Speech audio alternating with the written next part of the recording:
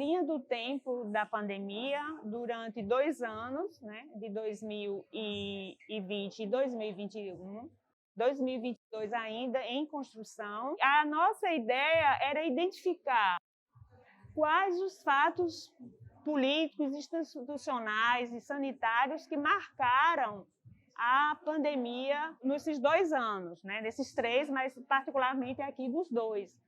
Então, a ideia inicial é pegar os números de casos por mês, né? Nessa linha que vai aqui, percorrendo, vocês vão percorrer tudo aqui, né? Chegando, e os óbitos que estão embaixo. Então, a linha tem um traço não linear, mas alternado em função desses números de casos por mês. A linha do tempo é parte dessa mostra Covid, envolvendo várias instituições, a Brasco, o SIDAX, a Rede Covid, a Observa Covid, o OAPS, o Instituto de Saúde Coletiva. Então, essa parceria dessas fontes que foram, e também a Fiocruz do Rio, que nos forneceu dados já que já tinha uma linha do tempo, um início de uma linha de tempo construída. O CPDISA de São Paulo, né, o Grupo do Direito Sanitário, que foi importante, um documento importante, construiu uma linha do tempo no sentido dos fatos políticos e institucionais que marcaram o governo federal. E também uma outra fonte importante foi o relatório da CPI da Covid. Partimos do chamado pré-pandemia, né, quando no período de identificação do SARS-CoV-2, quando foi decretada a emergência de saúde pública internacional, depois pandemia, e como a pandemia se apresenta no Brasil, identificando os principais atores no enfrentamento do problema. O Estado, no papel do governo, mas também das instituições, o judiciário, o legislativo e outros atores, a sociedade civil organizada, que é a comunidade científica, a sociedade como um todo, os núcleos de enfrentamento, então, vários atores sociais importantes. Mas o que é que identificamos?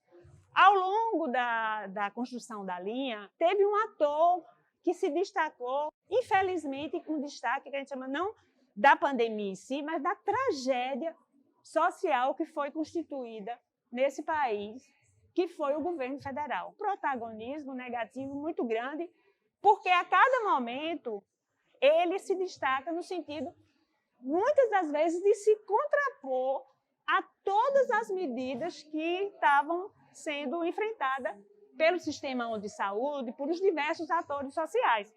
Por exemplo, os primeiros casos de muita morte e os enterros coletivos, as valas, aquelas cenas importantes em Manaus, no Amazonas, ele se contrapondo o tempo todo, abrindo o tempo todo, pressionando para não ter medidas restritivas de controle e, pelo contrário, na defesa da economia. Nos picos, mais o governo mais tinha medidas contrárias. É uma certa provocação, mas a gente também vai disponibilizar, através do QR Code, o acesso posterior, que a gente já viu que várias pessoas estão com interesse em olhar isso com mais detalhes, se vir para cada grupo que vai estudar determinadas questões que são importantes, né? Então, acho que isso tem também esse objetivo. É um convite, é uma iniciativa, uma primeira iniciativa, um esboço, que eu acho que é importante que o próprio